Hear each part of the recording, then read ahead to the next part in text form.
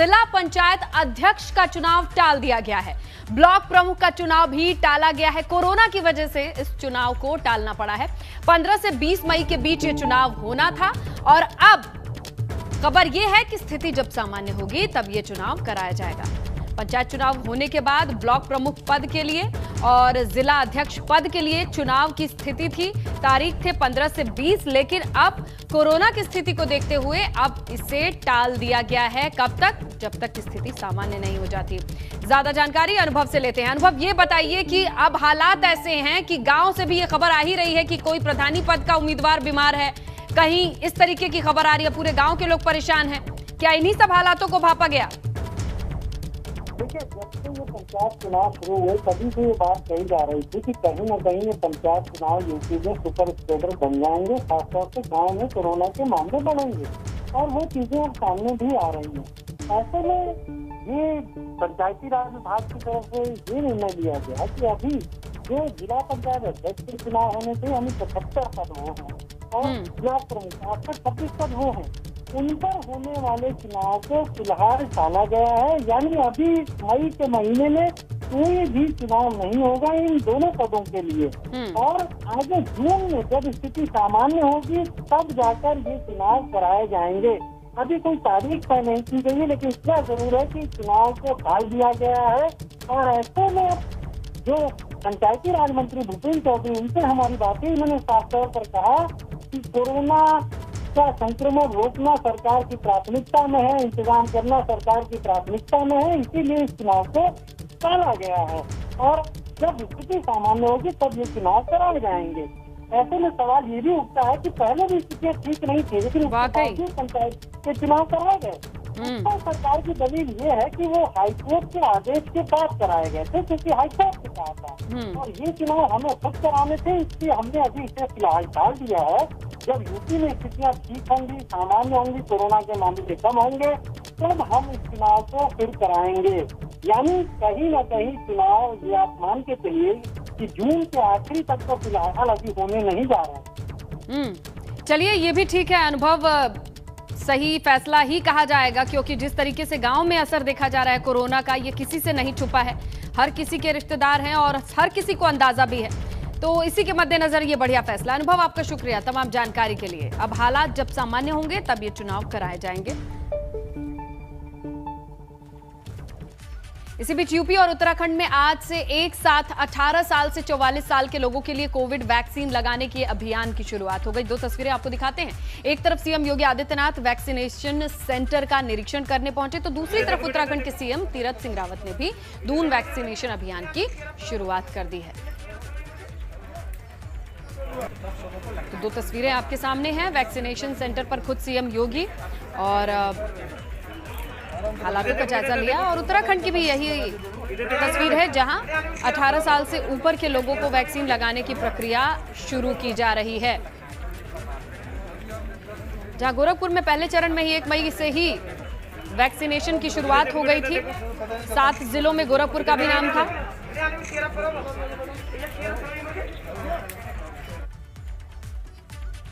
तो सीएम योगी के गोरखपुर अपने दौरे के दूसरे दिन की अगर बात करें तो वैक्सीनेशन सेंटर का जायजा लिया। इस दौरान खुद वैक्सीन वाली जगह पर पहुंचे व्यवस्थाओं को देखा।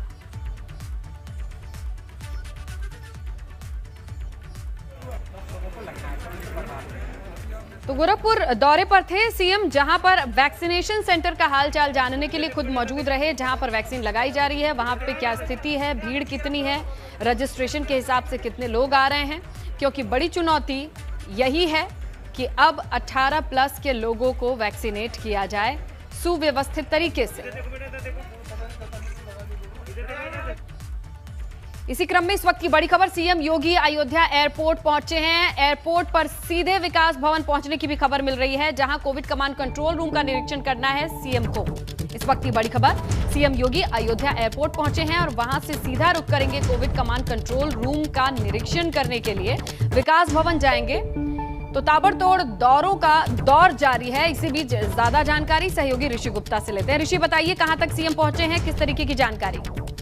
जी, आपको बता दें सीएम योगी आदित्यनाथ जो है एयरपोर्ट पहुंच चुके हैं और एयरपोर्ट से सीधा विकास भवन को कोविड का जो कंट्रोल रूम बनाया गया है वो वहां पे जाएंगे, कोविड कंट्रोल रूम का निरीक्षण करेंगे। साथ ही साथ कलेक्टर में जो समीक्षा बैठक है मंडल के 5 जिलों के अधिकारी जो है वर्चुअल रूप से उनकी बैठक करेंगे और उसके बाद 4 बजे जो है वो पत्रकारों से वार्ता करेंगे। जी शुक्रिया। 4 बजे का वक्त भी हो चुका है। आपका शुक्रिया ऋषि तमाम जानकारी के लिए। तो अब कभी भी निरीक्षण के बाद सीएम योगी संबोधित करेंगे, तमाम जानकारियां लोगों तक पहुंचा सकते हैं। गोरखपुर दौरे के दौरान सीएम योगी ने कहा कि सरकार कोविड की चेन को तोड़ने के लिए हर जरूरी कदम उठा रही है। सरकार को कामयाबी भी मिल रही है। एक्टिव केसेस के बारे में बताया कि एक्टिव केसेस कम हो रहे हैं। इसके साथ ही सीएम ने कहा कि 18 से ज्यादा उम्र वाले लोगों के लिए टीकाकरण की शुरुआत है। आने वाले दिनों में इससे भी मामलों में और कमी आएगी। तो सीएम योगी ने गोरखपुर दौरे के दौरान जब ब्रीफ किया, तमाम चीजों को लोगों तक पहुंचाया, तो उनका कहना है कि जी जान से कोशिश में है। और इसके अलावा क्या कुछ कहा सीएम योगी ने, आप भी सुनिए। पिछले 10 दिनों के अंदर उत्तर प्रदेश के अंदर 85,000 से अधिक एक्टिव केस कम हुए हैं। उत्तर प्रदेश के अंदर 30 अप्रैल 2021 को 3,10,000 एक्टिव केस थे। आज प्रातः 10 मई को जो रिपोर्ट हमारे सामने आई है, इसमें 2,25,000 एक्टिव केस वर्तमान में उत्तर प्रदेश के अंदर हैं। फर्स्ट वेव का मुकाबला उत्तर प्रदेश ने बेहतर तरीके से किया था और उसके बेहतर परिणाम भी सामने आए थे। सेकेंड वेव में भी उत्तर प्रदेश उसी प्रबंधन के साथ काम कर रही है।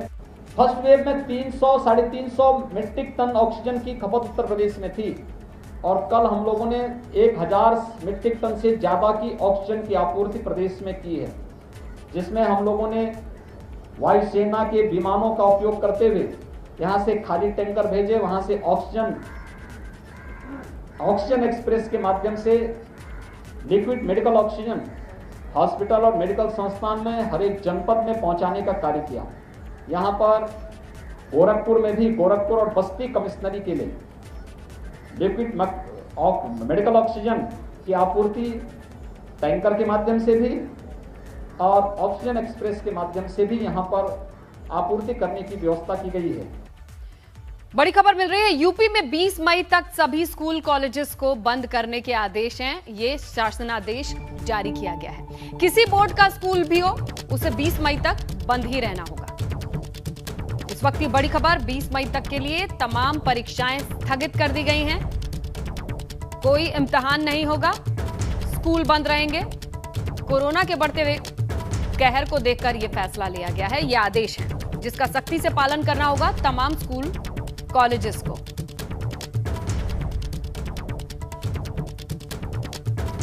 उधर उत्तराखंड में भी आज से 18+ उम्र के लोगों के लिए कोविड टीकाकरण की शुरुआत हो गई है। राधा स्वामी सत्संग ब्यास हरिद्वार बाईपास रोड देहरादून पर वैक्सीनेशन सेंटर पर सीएम तीरथ सिंह रावत पहुंचे, निरीक्षण लिया।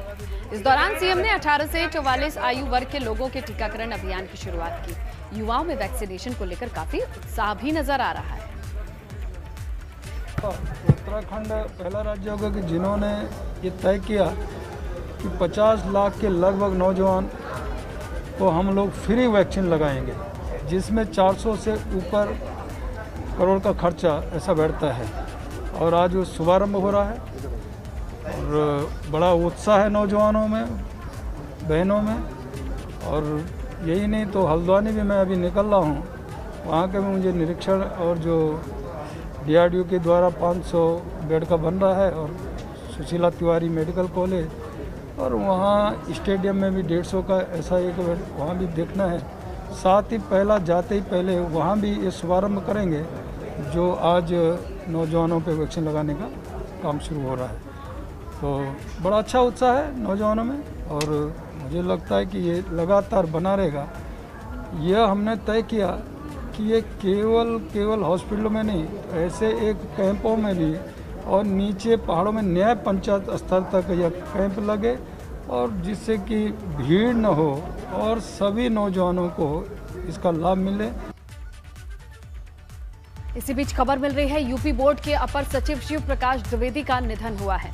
कोरोना से संक्रमित थे अपर सचिव शिव प्रकाश द्विवेदी। एसआरएन अस्पताल के कोविड वार्ड में इलाज चल रहा था उनका और आज उन्होंने अंतिम सांस ली है। तो कोरोना के इस लहर में तमाम लोगों को खोने का सिलसिला जारी है। यूपी में कोरोना के ताजा आंकड़े सामने आ गए हैं। आपको बताएं 24 घंटे के भीतर 21,331 नए केस सामने आए हैं, जबकि 29,709 मरीज डिस्चार्ज हुए हैं। 24 घंटे में 278 लोगों की कोविड की वजह से जान गई है। कुल एक्टिव केसेस की अगर आप बात करेंगे तो 2,25,271 है। लखनऊ यहां पर 1,274 नए केसेस हैं और 2,915 मरीज डिस्चार्ज हुए हैं। 24 घंटे में 26 कोरोना पॉजिटिव लोगों की जान गई है और अब लखनऊ की कुल एक्टिव केसेस की संख्या पहुंच चुकी है 21,941। घंटों में संक्रमण के 21,331 नए प्रकरण सामने आए हैं। इसी अवधि में उपचारित होने वाले लोगों की संख्या 29,709 है। प्रदेश में एक्टिव इन्फेक्शन के केसेस की संख्या घटकर के 2,25,271 हो गई है। संक्रमण के प्रारंभ से अब तक 12,83,754 लोग संक्रमण मुक्त हो चुके हैं। इस घंटों में यूपी में पोस्ट कोविड सेंटर बनाने जा रहे हैं। दरअसल कोविड से जंग जीतने के बाद भी काफी समस्याएं आ रही हैं, जिसे देखते हुए ये फैसला लिया गया है। इसी पर डीजी हेल्थ डीएस नेगी से बातचीत की हमारे संवाददाता ने। प्रदेश में कोरोना के आंकड़े तेजी से कम होते नजर आ रहे हैं, लेकिन एक और समस्या जो इस समय सामने है वो है कोविड से जंग जीतने वालों के सामने तमाम तरह की दिक्कतों का आना। इसे लेकर अब प्रदेश सरकार की तरफ से, स्वास्थ्य विभाग की तरफ से पोस्ट कोविड केयर सेंटर की शुरुआत की जाएगी। हमारे साथ में इस समय यूपी के DG health doctor DS Negi ji मौजूद हैं। हम सीधे उनसे बात करेंगे। सर, कोविड के आंकड़े कम हो रहे हैं, लेकिन कोविड के बाद लोगों के सामने बहुत समस्याएं आ रही हैं। किसी कोई कहता है सांस फूल रहा है, फूलने की समस्या या और दूसरी। कोविड के बाद में क्योंकि कई ऐसे लोग होते हैं जिनका लंग इन्वॉल्वमेंट हो जाता है और या उनको और सारी दिक्कतें हो जाती हैं, तो इसलिए ये देखा गया कि हम लोगों ने कि जो नॉन कोविड चिकित्सालय हैं वहाँ पर हम एक पोस्ट कोविड केयर सेंटर स्थापित करें, तो उसको तत्काल उसको शुरू करने के लिए हम लोगों ने बोला है। तो उसमें जो है, क्योंकि ख़ास तौर से अगर हम देखें तो उनको सांस की दिक्कतें होती हैं और दिक्कत है, तो इसके लिए पोस्ट कोविड सेंटर में हम लोगों ने बनाया है। ये हर ज़िले में एक एक होगा या एक से ज़्यादा भी बनाने की? नहीं, ये हमने हर नॉन कोविड चिकित्सालय जो हैं तो उस पर बनाने के लिए बोला है। तो लेकिन जैसे बड़े ज़िलों में एक से ज़्यादा भी हो सकता है और छोटे जनपदों में एक ही हो सकता है, क्योंकि जिला अस्पताल नॉन कोविड हॉस्पिटल वहाँ पे एक ही बसता है। सर, इसकी शुरुआत कब से हो जाएगी प्रदेश? देखिए, इसके आदेश हम लोगों ने जारी कर दिए हैं, सैटरडे को जारी कर दिए हैं। शुक्रिया बात करने के लिए। तो आदेश जारी कर दिए गए हैं और कोशिश ये है कि 11 मई से प्रदेश भर में सभी जगह जो नॉन कोविड हॉस्पिटल हैं वहाँ पर पोस्ट कोविड केयर सेंटर्स की शुरुआत कर दी जाए। कैमरा सहयोगी राजू के साथ शैलेश अरोरा, एबीपी गंगा, लखनऊ। वाराणसी में डीआरडीओ अस्पताल की शुरुआत हो गई है। कोरोना के बढ़ते मामलों को देखते हुए ये अस्पताल बनाया गया है, जिसमें कोविड के गंभीर मरीजों को रखा जाएगा। इस अस्पताल में 500 बेड ऑक्सीजन के हैं और 250 बेड आईसीयू। शुरुआत से वाराणसी में इस बेड की कमी महसूस की गई थी। तमाम लोग आईसीयू और ऑक्सीजन की तलाश में थे। अब उन लोगों को राहत मिलेगी।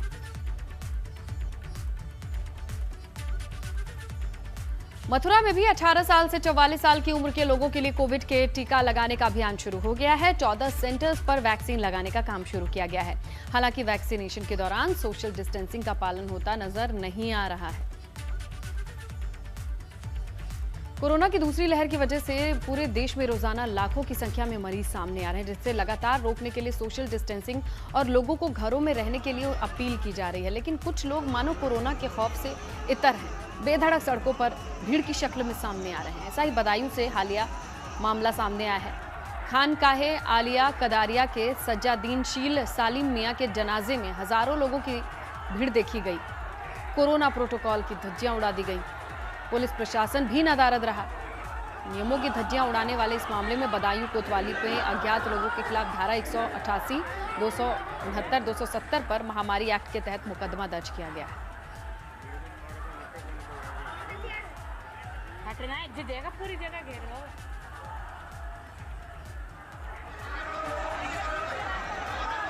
जरा इन तस्वीरों को देखिए, यकीन नहीं होता है कि आज के परिदृश्य से जुड़ी तस्वीर है। यहां पर कोरोना का कहर अभी आंकड़ों को बता देंगे, अस्पताल की व्यवस्थाएं बता देंगे तो एक एक इंसान अपना सिर पकड़ लेगा, लेकिन हो भी नहीं सकता। अगर इस तादाद में लोग बाहर निकल जाएंगे तो कोई अस्पताल नहीं बना सकता। दुनिया की कोई सुपर पावर भी इन लोगों के लिए अस्पताल नहीं बना सकती।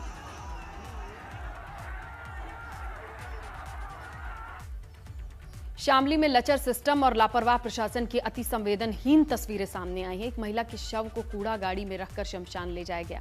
कस्बा जलालाबाद का यह वाकया बताया जा रहा है।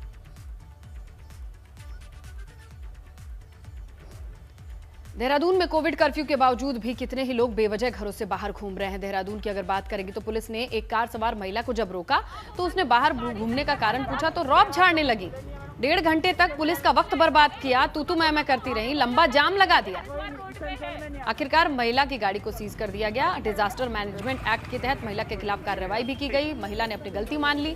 क्या ये ट्रिक है? क्या ये सोशल मीडिया स्टंट हो गया है कि अपने आप को पॉपुलर करने के लिए पुलिस का वक्त जाया कीजिए, लोगों को परेशान कीजिए? वाकई क्या ये सही समय मिला है अपनी पब्लिसिटी और मार्केटिंग का?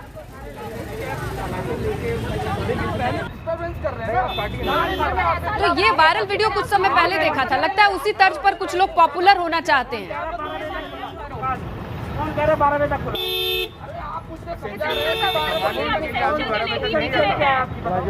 बहुत सारी चीजें, गाड़ी मेरी खराब हो गई थी, मुझे गाड़ी सही करवाना था। गैराज तो कहीं खुले नहीं है मैडम। किसने बोला नहीं खुला है? एमजी सुबह खुला था, उन्होंने बोला था कि एमजी हरिद्वार रोड पे है। नहीं आता है।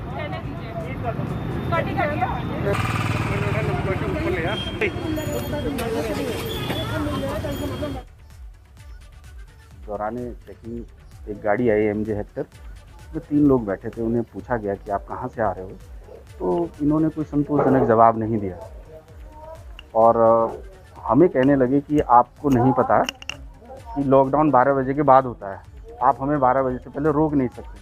तो मैंने काफ़ी समझाया कि लॉकडाउन तो ऑल ओवर टाइम है, लेकिन एसेंशियल सर्विस है, आपकी कोई इमरजेंसी है तो आप हमें बताइए। बजाय इसके वो हम पे चिल्लाने लगी कि आप हमारा चालान काट दीजिए, 12 बजने में 10 मिनट बचे हुए हैं और वैसे उसके बाद आप 12 बजे के बाद कर्फ्यू की कार्रवाई दिखाओगे।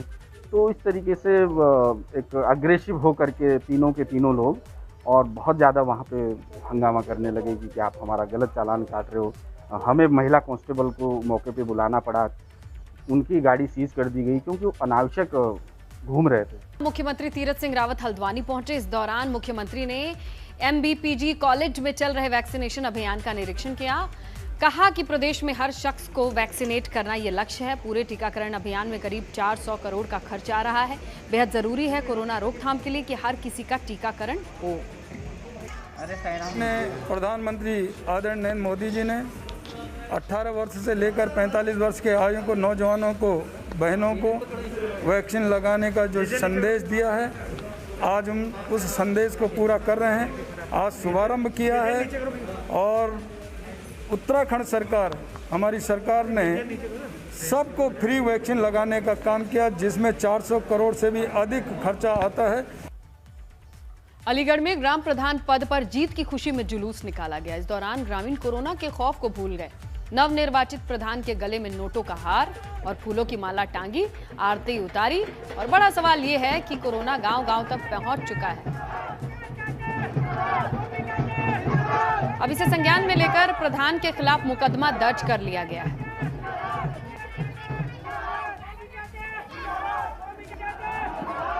तो विजय जुलूस निकालने वाले तमाम प्रधान हैं वो सावधान हो जाएं, क्योंकि मुकदमा दर्ज करके लंबी पैरवी हो जाएगी।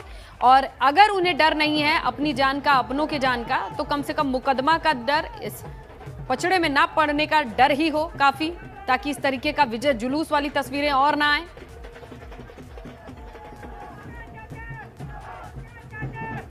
गोंडा नगर क्षेत्र के ग्राम पथावलिया में बीती रात पूर्व प्रधान ने चुनावी रंजिश के चलते महिला प्रधान समर्थक राजेंद्र तिवारी के घर पहुंचकर तोड़फोड़ फायरिंग की।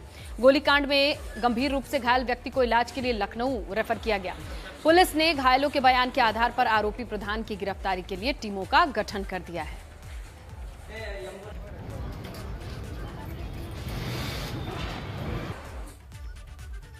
सिद्धार्थनगर में एसपी ऑफिस से महज 200 मीटर की दूरी पर एक वारदात हुई है। सरकारी आवास में रहने वाले ठेकेदार की हत्या कर दी गई है।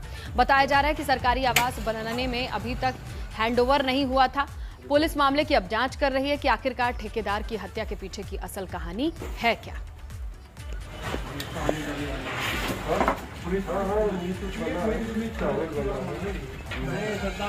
उनका नहीं है, अभी रुक जाइए, चला आ जाओ, फिंगरप्रिंट उठाना वो बेकार हो जाएगा। हाँ, तुम लोग अंदर जाओगे।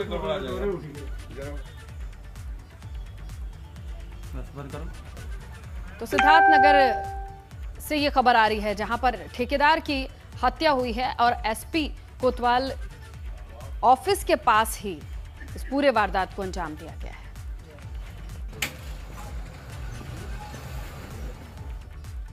इसी बीच आपको बताएं कि अयोध्या पहुंचे सीएम योगी विकास भवन पहुंचकर उन्होंने कोविड कमांड कंट्रोल रूम का निरीक्षण किया है और उसी की तस्वीरें हैं। इस वक्त अयोध्या में मौजूद हैं उत्तर प्रदेश के मुखिया सीएम योगी आदित्यनाथ और ताबड़तोड़ दौरों का दौर है। इसी तहत गोरखपुर से सीधा रुख उन्होंने किया है अयोध्या का। एयरपोर्ट से उतरने के बाद सीधा पहुंचे हैं कोविड कमांड सेंटर। विकास भवन में निरीक्षण कर रहे हैं, तमाम अधिकारियों से पूछ रहे हैं, जायजा ले रहे हैं। तो कमांड केयर सेंटर से जिस तरीके से लगातार खबरें आ रही थी, फोन नहीं उठता है, तो शायद अब प्रेशर बने।